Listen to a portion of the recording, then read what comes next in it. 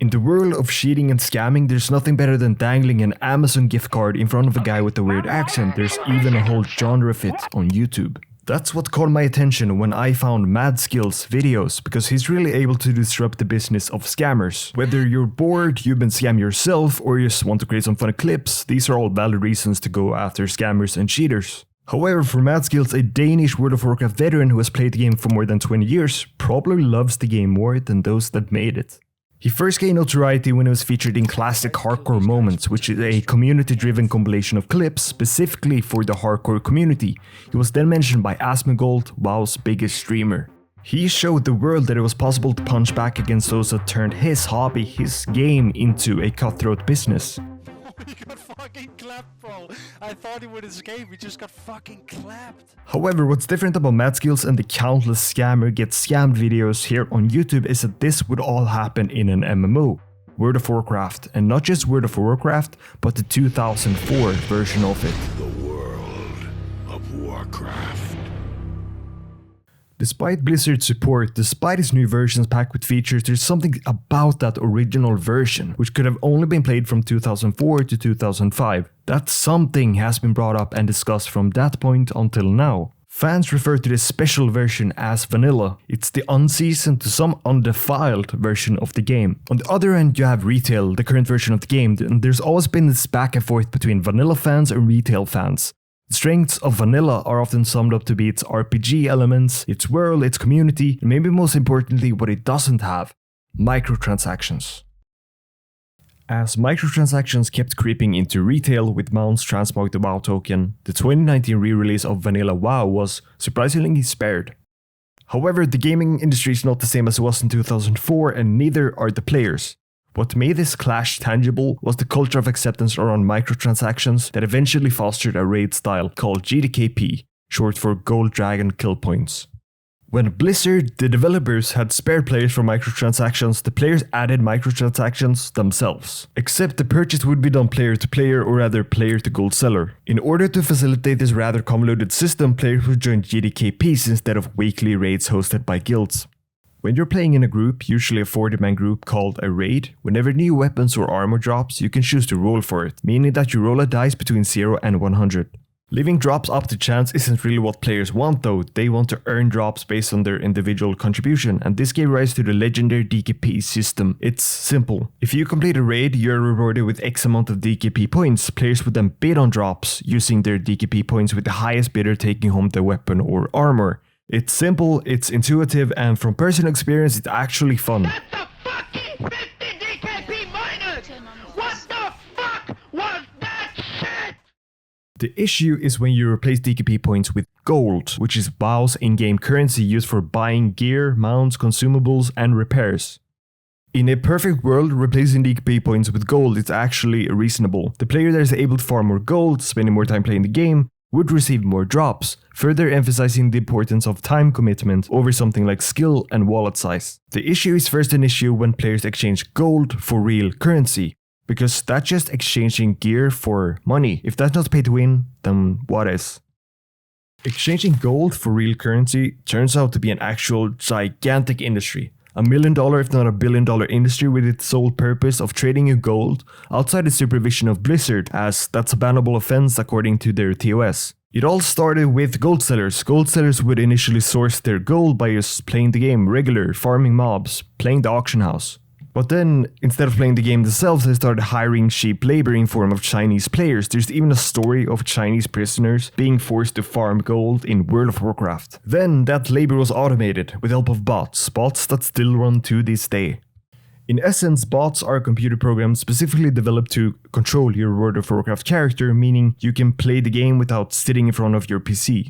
At its core, the program searches for nearby mobs. Mobs drop loot, and that loot can be sold to a vendor in exchange for gold. Once the mob is found, the program produces a set of inputs that moves the character towards the mob. When in attack range, the program produces a sequence of commands that should eventually kill the mob, like pet attack, sting shot, arcane shot, and auto attack, and that's really it. Of course, bots, especially the bots running today, are far more sophisticated, as they're able to follow the optimal loot path, maximizing their gold income. They're also able to detect danger. When they run low on health, they are instructed to run and keep running until they're safe. An estimate floating around is that 6 concurrent bots running on hardcore servers will generate about $2,000 in revenue each month. It's important to emphasize though that these are hardcore bots, as gold on hardcore servers are worth a lot more in real currency. Now, let's assume that you run 12 concurrent hardcore bots, and you, the bot operator, have constant supervision by overviewing each bot. Then you would pull in $4,000 in revenue each month. You of course have to take account for certain drops in revenue because bots do get caught in ban waves. But for the argument's sake, let's say you pull in $4,000 on average each month. A single bot would then generate a little less than $400. As a bot operator, there's nothing more valuable than your bots. If your bots are put out of commission, you're actively losing out on money. I bring up all of this to say that the driving force in the illicit market of gold are bots. If you penalize bots, you might not break the billion-dollar industry, but you'll put a dent in it for sure. Blizzard do put out ban waves targeting botting software every few months or so, but not all bots are hit, and for those hit, it's just about signing up a new account and pick another botting software this time around. Besides ban waves, Blizzard has historically leveraged GMs, or Game Masters, which are actual employees working at Blizzard, and they're tasked with overseeing the game and dishing out penalties, such as bans if needed. But no one really knows what happened to them. According to Jagro, GMs are now instructed to stay out of the public's eye, but that doesn't really explain the blatant display of botting that can be seen playing on literally any server. For new releases, however, such as the release of the new Anniversary Realms, you could see GMs out in the world, but it's impossible to actually distinguish a GM assigned to police the server and that is the developer showing his face around Stormwind. We must kneel before Omar! We summon him! We actually summoned him! With seemingly no GMs, it's a wasteland out there. On traditional servers, all you can do is watch the server decay as bots fill the leveling zones, as raw gold is put into the economy, and as items inevitably skyrocket in price because of inflation, which is exactly what happened to the Era realms. But that all changed with the release of official hardcore servers. A hardcore server is just like any other vanilla server, except that if your character dies, you must either keep it as a ghost or delete it off your account. If it sounds hardcore, it's because it is. You can spend hundreds of hours on a character, then perish at the hands of a patrolling elite, or because your subscription expired mid-combat. As dumb as it may sound, it's exhilarating. I'm dead! I'm fucking dead! Yep, I got absolutely wrecked. But it's not so dumb when you realize that this is the first time you could actually fight back against bots. If you lead a bot into danger it cannot take itself out of, you just erase it from the server. You deserve a little something. This was how players took over the reins from GMs, now acting as judge, jury, and executioner. This playstyle, most known from Madskillz, is about finding characters behaving like bots, tricking them using either vulnerability in their botting software or unintended features of the game, and then putting them in danger they cannot take themselves out of. This is traditionally considered griefing by Blizzard, but Blizzard does not reinstate hardcore characters for any reason. Whether it's lag, server issues, or griefing, in addition, is putting bots out of commission griefing? Well, we don't really know. Blizzard has not banned anyone participating, and this point might have to be clarified sooner rather than later, especially with an instance of a real player being killed thinking it's a bot. But if you're someone like Madskillz who knows what a bot looks like, how they move, even how they smell, you can confidently deduce whether it's a real player or bot in just seconds. Madskillz's favorite approach is a simple one. It's to take aggro from one mob, kiting that mob around into other mobs in order to chain multiple mobs together into one group. This mechanic is called social aggro. The idea is that as long as the bot is targeting one mob out of the group, then the entire group of mobs would target the bot. This becomes valuable as bots tend to focus on specific targets and we don't want the other mobs to get bored and run off. Madskillz, after rallying his henchmen, needs them transported to wherever the bot is, which is harder than it sounds. World of Warcraft has a system called leashing. If you aggro a mob, a leash is put on that mob towards you, and that leash is designed so that it will only cover a certain distance from that mob's starting position. But if you keep attacking the mob, you reset the leash, meaning you reset its distance limit, allowing you to transport mobs over longer distances. This is why you see Madskillz reapplying Scorpion Sting every so often, because it doesn't damage the mob, but it resets the leash. After arriving at the bot's location, Madskillz need to offload all mobs onto the bot. World of Warcraft has something called a threat table. If you're considered a threat to a mob, then you are on that mob's threat table. But in order for the bot to be seen as a threat, you need the bot's pet to do an AoE spell, such as an AoE taunt. You can apply a scatter shot, exploiting a bug involving the bot's pet, or you can bring mobs the bot is coded to find. Because of social aggro, if the bot is tricked into attacking one, he will get aggro from all. If you then feign death, you remove yourself from the threat table. The only name left on the threat table is gonna be the name of the bot. Everything that's left now is to enjoy the view while the mobs unleash their pin-up rage from running across the map. So it's technically possible like it's described, but what makes it so interesting to watch? I think it's the thrill of the hunt. You can hear it in Madskillz's voice as he takes down yet another bot. I fucking got him, dude. Fuck you, bro. It's been fucking... There's also an ever-present danger on Madskillz himself. If he pulls too many mobs or if his feign death resists, he might be the one that's left on the ground instead of the bot. I can't use scattershot either, I'm done. And it's not just an expression, it's an actual hunt. Madskillz is the type of guy that tags his prey by adding them to his friends list, or I guess nowadays he calls it a bot list. 4900 bot, which we first encountered in Arathi when he was level 38.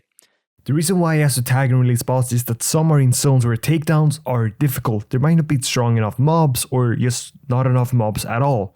Takedowns might also take multiple attempts, so in between attempts the bot might run off, hence the name is still on his friends list. For Madskillz, his bot list is a motivating factor. Whenever the bot reaches level 60, they become significantly harder to find and kill. That is because hardcore realms have a daily dungeon limit while the player is leveling. Once they're level 60 though, they can spend all their time isolated in an instant dungeon, farming raw gold every day. They are untouchable. The only time they're vulnerable is when they eventually leave that dungeon to visit a mailbox in order to transfer their gold to another account. I personally haven't seen any takedown attempts trying to intercept a bot's gold deposit, but that would be interesting if possible. Intercepting bots before they reach level 60 became a big thing with the release of the anniversary realms. With the release of these new realms, everyone would start on an even playing field. The idea laid forward by Madskillz was therefore to level as fast as possible to get ahead of the bots. Then seek out bots in the 40 to 50 range and take them out. However, that plan quickly derailed due to the lack of coordination and truthfully a truckload of bots. It could still be tried though in upcoming fresh servers, and now that Madskillz has a larger following, it would just require thorough coordination. All participating players could report bots to some type of centralized list of bots which would act like wanted posters where bot hunters could take names off that list and possibly even be rewarded for it, similar to how Madskillz had put up gold before for certain takedowns. This video has mostly covered Madskillz. With 500 confirmed kills, you cannot argue that he's not the poster child of this movement. Even though he's not as active as he once was, his playstyle laid the foundation for an entire movement called Clean Bot, which is also the name of their website. If you take down a bot, you can submit a clip and have the clip posted on the website. Besides finding new approaches in taking down bots, you can also see an estimated cost in gold, dollars, and hours, paid by the bot operators based on efforts of the community. It's like the community got together to collectively count casualties in the war of bots. Just looking at these quite impressive figures, it spurs on the hunt for bots. But it's important to take a step back and see the whole picture. We might have beaten bots on hardcore, but the bots still reign supreme on PvE and PvP realms, which are home to the majority of players. In fact, there are only 6 hardcore servers out of a total of 59 classic servers. There, bots are unstoppable. Bots can simply respawn. If you want to take anything away from this raging war between players and bots, then consider it a proof of concept. It reveals how much a few dedicated players can do to improve a server, all without help from Blizzard. Now imagine if Blizzard kept players like this on payroll, and had these players patrol every server in every region. We can call them, GMs.